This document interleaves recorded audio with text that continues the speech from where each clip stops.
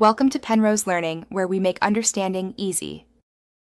In this video, I will show you how to make grid lines for drawing on A4 size paper. Gridding is a fantastic technique to improve your drawing accuracy and proportions. It helps break down complex images into manageable sections. You will need just a few basic tools: an A4 sheet of paper, a ruler, a pencil, and an eraser. An A4 paper measures 210 millimeters by 297 millimeters. Now, let's prepare your A4 paper. First, measure and mark points along all four edges.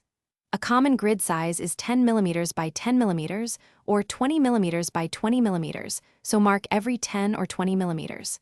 Make sure these marks are light and consistent. Using a sharp pencil will help you create small, precise dots, which are crucial for accurate grid lines. With your marks in place, it's time to draw the grid. Connect the corresponding marks on opposite sides of the paper with your ruler to create horizontal lines. Then, rotate your paper 90 degrees and repeat the process to draw the vertical lines. Remember to keep your pencil pressure light. This ensures the grid lines are visible enough to guide you, but can be easily erased once your drawing is complete. To make the most of your grid, always draw your lines very lightly.